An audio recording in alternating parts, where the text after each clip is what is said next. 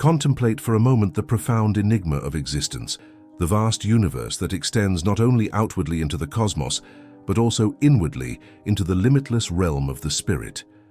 We stand as incarnate spirits at the crossroads of two realities, the tangible world we perceive with our physical senses and the ethereal, invisible world of the spirits.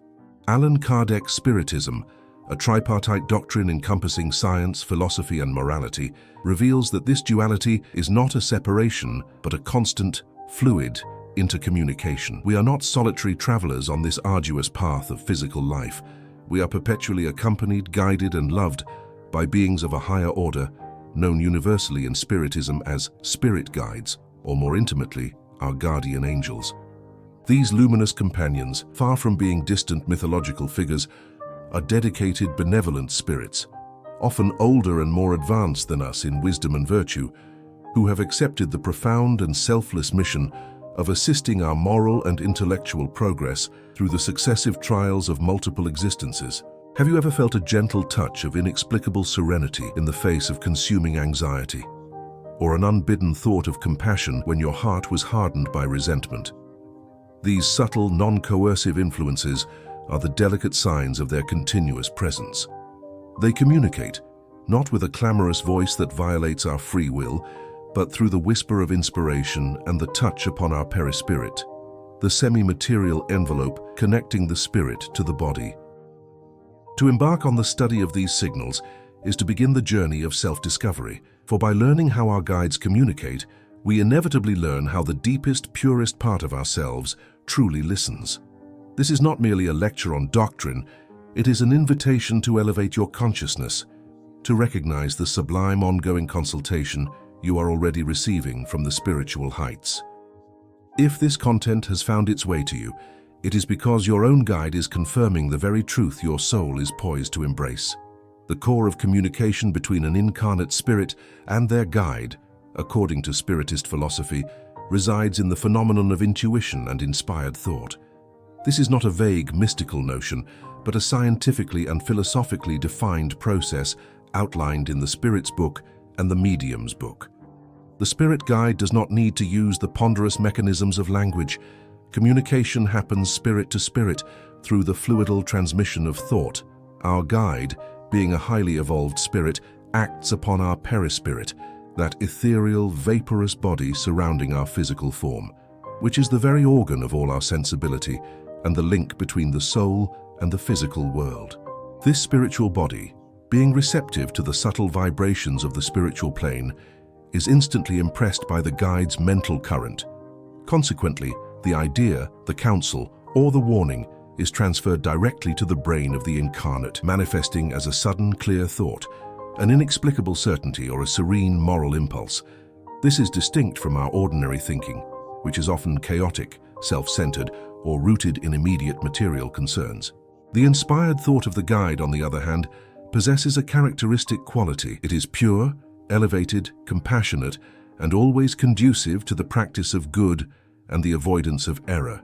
It is the spontaneous and disinterested voice of conscience, a silent monitor operating outside the usual noisy, rational process.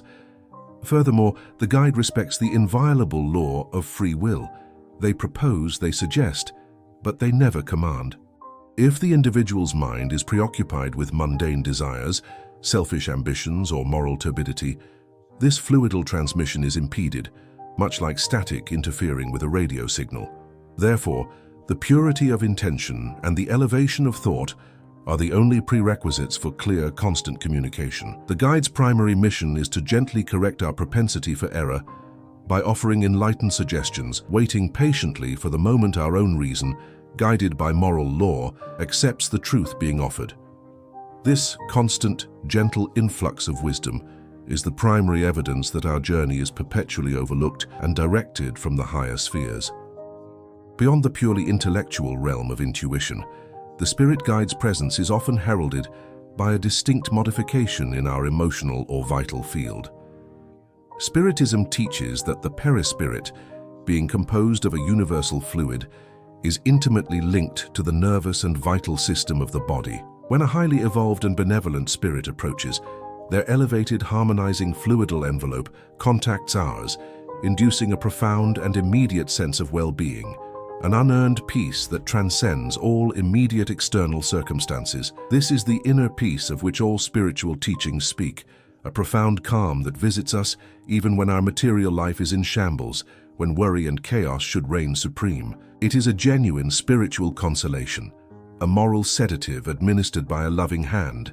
This phenomenon is critical because it reassures the struggling soul that the effort to do good is recognized and supported. Conversely, when we are on the verge of making a morally questionable decision, or when we are excessively yielding to base passions like hatred or envy, the influence of the guide is naturally pushed away. The resulting void is often replaced by a vague but persistent malaise, a form of spiritual anxiety or heaviness that serves as an internal, subtle warning. The guide acts upon our feelings to stimulate virtue and to warn against vice, transforming our emotional state into a reliable barometer of our moral alignment. This touch upon the soul, as it is sometimes described, is the most persuasive evidence of the reality of the spiritual world for many people, an irrefutable, intimate experience that no purely materialistic explanation can fully negate. The spirit guide does not simply observe. They actively work to sustain our courage in the face of trials, subtly recharging our moral batteries with their own purer energy. In the Spiritist view, what the world often dismisses as pure chance or coincidence, often termed synchronicity, is in fact the careful, benevolent organization of events orchestrated by the superior intelligences under the general direction of divine providence. The spirit guide, being fully aware of the necessities of our current incarnation, our past errors needing expiation, the necessary trials we selected for our progress, and the moral lessons we need to learn, can act upon the secondary causes of events. They are the invisible engineers of our destiny's minor details, constantly working within the limits of our free will and the divine laws. This might manifest as the seemingly random encounter with a specific person who delivers a crucial piece of advice, a sudden, inexplicable delay that prevents us from being at the scene of an accident, or the repeated appearance of a phrase, a name, or a book title that speaks directly to our internal question. These occurrences are not miracles that defy the laws of nature, which the spirits affirm do not exist in the common understanding, but rather the skillful use of existing, invisible, fluidic laws to align people and circumstances. The guide utilizes the current of universal fluid to convey an influence, to attract attention, or to subtly modify the inclination of others around us. They do not magically remove obstacles, but they ensure that the educational opportunities, the necessary tests, arrive at the precise moment we are spiritually ready for them. The message here is profound. Life is not a random cascade of events. It is an intelligently directed schooling experience. By maintaining an attitude of observation and gratitude, we actively collaborate with our guide's efforts, turning random occurrences into meaningful, purposeful lessons. During the state of sleep, according to Kardec, the spirit temporarily disengages from the body. The perispirit relaxes its hold, and the soul is granted a relative liberty. This is often the time when the connection with the spirit guide becomes most direct and unclouded. While in this state of emancipation of the soul, the incarnate spirit can travel, communicate with other spirits, and receive direct instruction or consolation from their guide. Dreams, which are often the vague, symbolic recollections of these nightly excursions, are a key source of guidance. Our guide uses this period to prepare us for upcoming trials, to strengthen our resolve, or to remind us of past commitments, or the true purpose of our current existence. The guide may appear in a dream in a symbolic guise, perhaps as a respected elder, a childhood friend, or a figure of light, delivering a message that is felt with extraordinary clarity upon waking, even if the details fade. Furthermore, phenomena like natural somnambulism, sleepwalking, or the ecstatic trance are merely deeper degrees of this liberation of the soul, where the spirit is completely under the moral and intellectual influence of its guide, often exhibiting knowledge or wisdom far surpassing the individual's normal waking capacity. The guide leverages these states because the physical body's resistance and the mind's skeptical prejudices are at their lowest ebb. For the mature spiritist, sleep is not merely a biological necessity, but a vital opportunity for spiritual communion and learning, a nightly schoolroom where the guide provides the most crucial heart-to-heart counsel away from the din of material life. While the most common and elevated form of guidance is through intuition and inspiration, spirit guides may, under specific circumstances, and usually for the sake of establishing confidence or providing urgent comfort, resort to more externalized forms of manifestation. Kardec classified these as physical phenomena, mediated by the medium's perispirit and the universal fluid. Subtle, inexplicable scents, the perfume of a flower that is not present, the aroma of incense or a fresh, clean smell, often indicate the proximity of a highly pure and elevated spirit, as their perispirit is in a state of ethereal refinement. These olfactory sensations are not merely hallucinations, but a genuine capture by the spiritual sense of smell. Likewise, the unexplained appearance of sounds, a gentle whisper that carries a single word like courage or weight, or the sudden, seemingly random melody that precisely addresses an emotional need, can be a form of auditory message. Visually, the guide avoids dramatic displays as their mission is moral, not sensational. However, a flash of light in the corner of a room, a momentary comforting shadow when one feels utterly alone, or the sudden intense feeling that one is being observed by loving eyes, are all subtle hints of their presence. It is crucial to remember that the guide's objective is always moral elevation, protection, and instruction. They do not manifest to satisfy idle curiosity or to glorify themselves. These externalized signs serve a pedagogical function. They confirm to the still skeptical incarnate spirit that the communication is real, thus building the faith and trust necessary for the more profound, internal inspiration to be accepted and acted upon. From the Spiritist perspective, earthly life is fundamentally a series of trials and atonements chosen by the spirit before its reincarnation, all designed for moral purification and intellectual development. It is during these periods of suffering, loss, and difficulty that the spirit guide's work becomes most intense and critical. The guide does not possess the power to unilaterally nullify the laws of cause and effect, karma, or to remove the necessary trials we have accepted. To do so would be to rob us of the very lessons essential for our progress. Instead, their influence is directed toward transforming the experience of suffering into an engine of growth. When we face a devastating loss or an overwhelming challenge, the guide's subtle action focuses on two things: strengthening our moral resolve and inspiring patience and resignation. Not passive submission, but an active spiritual fortitude based on the understanding of the justice and utility of the trial. They whisper the certainty that the pain is temporary, but the moral acquisition is eternal. The intense work of the guide during an expiatory trial is akin to a spiritual doctor attending a patient.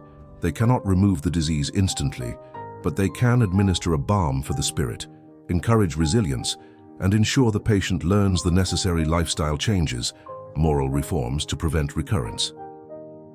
The greatest proof of the guide's love is not the absence of pain, but the inner strength we find to navigate it, the ability to transform a tear of despair into a tear of purification, thus fulfilling the objective of the atonement chosen by the soul. The very essence of Spiritism's moral code, as expounded in the Gospel according to Spiritism, rests upon the principles of charity and humility. The Spirit Guide's constant overarching objective is to inspire the incarnate to internalize these virtues. The guide is perpetually working to counteract our innate tendencies towards pride, selfishness, and judgment, the primary impediments to spiritual progress. Therefore, the most powerful and transformative signal of the guide's presence is the sudden, deep, and sincere impulse to forgive an offense, or the conviction to ask for forgiveness when pride would normally dictate silence. Forgiveness in Spiritism is not just a kind gesture. It is an alignment of the perispirit with the divine law of love. When we forgive, we instantly elevate our vibrational frequency, clearing the channel for the guide's influence, which is fundamentally an influence of love. The guide inspires humility by helping us recognize our own moral flaws without descending into self-condemnation. They shine a light on the mote in our own eye, making us less inclined to judge others. The sudden capacity to step outside a vengeful thought and replace it with compassion is a direct, undeniable intervention of the guide. They know that until we have mastered these fundamental moral laws, all other forms of spiritual growth are superficial. Our moral reform is their chief joy, and every victory over self-interest is met with their spiritual celebration, making the path of virtue the clearest path to profound and undeniable spiritual communication. One of the more rigorous methods employed by the spirit guide to teach a stubborn incarnate spirit is the deliberate, often painful repetition of life patterns. When a spirit is obstinately clinging to an error, refusing to learn a specific moral lesson, perhaps a tendency toward jealousy, financial recklessness, or unhealthy attachments, the guide, under the law of progress, will permit and sometimes even orchestrate repeated experiences that force the individual to confront that same flaw, often manifesting as a recurring type of relationship, a repeated professional failure, or a persistent family conflict. This is not punishment, but a pedagogical method of insistence. The guide's purpose is not to punish but to awaken, to break the stubborn resistance of the lower self until the soul cries out for change. This repetition is a signal, an unequivocal call from the universe, orchestrated by the guide proclaiming, "The lesson is unlearned. The cycle must be repeated until the soul chooses a different path." Conversely, the guide is also committed to our spiritual autonomy. They provide the necessary inspiration for us to develop our own judgment, our own moral compass, and our own will to do good. They seek to transition from being a crutch to being a subtle source of inspiration. The goal is to evolve to a point where our intuition is so refined and our moral character so developed that the guidance becomes less about direct instruction and more about perfect synchronization, a constant, unspoken collaboration on the path of selfless service. The simplest yet most powerful mechanism for establishing clear, reciprocal communication with the spirit guide is through sincere prayer and selfless service. Prayer, as defined in Spiritism, is an elevation of the soul, a conscious act of alignment of our thoughts with the divine. It is not merely a request for favors, but a voluntary raising of our fluidal vibration to the elevated frequency of the guide. When we pray with the heart, with genuine faith, humility, and a desire for moral strength, we open the channel and make ourselves intensely receptive to the pure thoughts of our protector. The immediate sense of relief, of having an invisible burden lifted, is the guide's fluidal action in response, a confirmation that the prayer has been heard and the spiritual balm has been administered. The other vital component is service, or charity. Kardec emphasizes that without charity there is no salvation. The moment we extend a compassionate hand to a fellow creature, we align ourselves perfectly with the universal law of love, which is the very essence of the guide's being. Serving others is therefore the most effective way to invoke and retain the presence of the guide, as our action demonstrates our willingness to be an instrument of the higher will. When we are speaking a word of comfort or performing an act of hidden kindness, it is often the guide speaking or acting through us, reinforcing the bond of spiritual cooperation. The guide, who has taken the solemn commitment to lead us toward God, finds the greatest joy and the clearest path to influence when we in turn become guides and comforters to those around us. We have traveled through the core teachings of Allan Kardec's Spiritism regarding the constant, intimate relationship we share with our spirit guides. What may have begun as vague feelings or coincidences can now be understood as a sophisticated, moral, and intelligent system of spiritual communication. Your guide is not only a friend, but a dedicated educator, working tirelessly within the bounds of your free will to inspire your moral progress. The subtle language of the Spirit is learned not in books alone, but through the daily conscious effort to purify our thoughts, practice forgiveness, and perform selfless service.